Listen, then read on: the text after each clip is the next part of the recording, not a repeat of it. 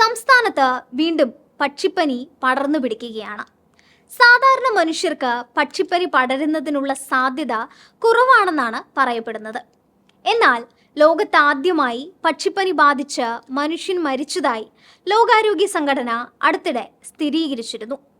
Mexican സ്വദേശിയായ 52-കാരനാണ് പക്ഷിപ്പനിയുടെ പുതിയ virus വകഭേദം ബാധിച്ച് മരണപ്പെട്ടത്. ഇതോടെ ജനങ്ങൾക്കിടയിൽ പക്ഷിപ്പനി കൂടുതൽ ഭീതി പടർത്തുകയാണ്.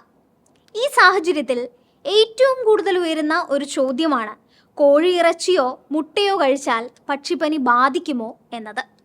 അതിനാൽ പക്ഷിപ്പനിയെക്കുറിച്ചുള്ള കൂടുതൽ വിവരങ്ങൾ നമുക്കൊന്നറിയാം. ഇൻഫ്ലുവൻസ എ വൈറസ് മൂലമുണ്ടാകുന്ന പക്ഷിരോഗമാണ് ഏവിയൻ ഇൻഫ്ലുവൻസ അഥവാ പക്ഷിപ്പനി. കോഴികൾ, താറാവുകൾ, കാടകൾ, ടർക്കികൾ, പ്രാവുകൾ തുടങ്ങി വളർത്തുപക്ഷികളെയെല്ലാം വൈറസുകൾ ബാധിക്കാം. താട, പൂവ് എന്നിവയുടെ നീല നിറം, പച്ച കലർന്ന കാഷ്ടത്തോടു കൂടിയ വയറിളക്കം, മൂക്കിൽ നിന്ന് രക്തം കലർന്ന സ്രവം, കാലുകളിലും കാൽപാദങ്ങളിലും ചുവപ്പ് നിറം എന്നിവ പക്ഷിപ്പനിയുടെ ലക്ഷണങ്ങളാണ്. എന്നാൽ ഈ രോഗലക്ഷണങ്ങൾ രോഗബാധയുള്ള എല്ലാ പക്ഷികളിലും കാണണമെന്ന് നിർബന്ധമില്ല. പലപ്പോഴും പ്രത്യേക രോഗലക്ഷണങ്ങളില്ലാതെ പെട്ടെന്നുണ്ടാകുന്ന കൂട്ടമരണങ്ങളാണ് പക്ഷിപ്പനിയുടെ പ്രധാന സൂചന. സാധാരണഗതിയിൽ പക്ഷികളിൽ മാത്രം രോഗമുണ്ടാക്കുന്നവയാണ് ഏവിയൻ ഇൻഫ്ലുവൻസ വൈറസുകളിൽ ഏറെയും. എന്നാൽ പക്ഷികളിൽ നിന്ന് മനുഷ്യരിലേക്ക് പകരാനും രോഗമുണ്ടാക്കാനുള്ള ശേഷി ഈ വൈറസുകൾക്കുണ്ട്. രോഗബാധയേറ്റ പക്ഷികളുമായും രോഗാണുമലിനമായ സാഹചര്യങ്ങളുമായുള്ള അടുത്ത സമ്പർക്കത്തിലൂടെ മനുഷ്യരിൽ രോഗബാധയേൽക്കാൻ സാധ്യതയുണ്ട്.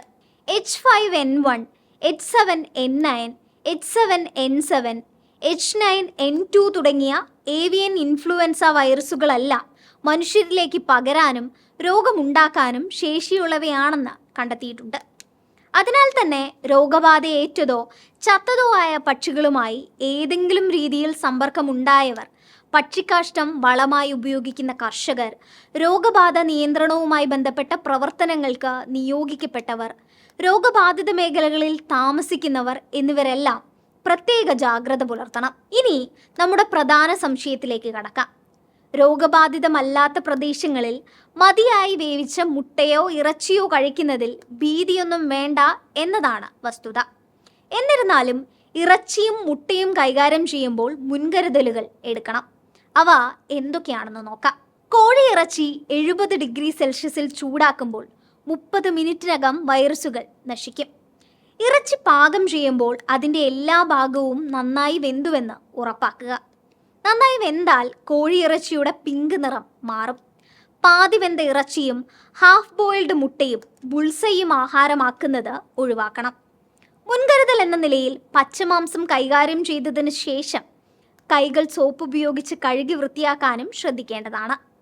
ഹോട്ടലുകളടക്കം മാംസം പാകം ചെയ്യുന്ന ഇടങ്ങളിൽ വേവിക്കാത്ത മാംസം കൈകാര്യം ചെയ്ത പാത്രങ്ങളും തവികളും പാകം ചെയ്ത ശേഷം സൂക്ഷിക്കുന്ന മാംസവുമായി സമ്പർക്കത്തിൽ വരുന്നതിന് മുൻപ് സോപ്പ് ഉപയോഗിച്ച് ശുചിയാക്കണം.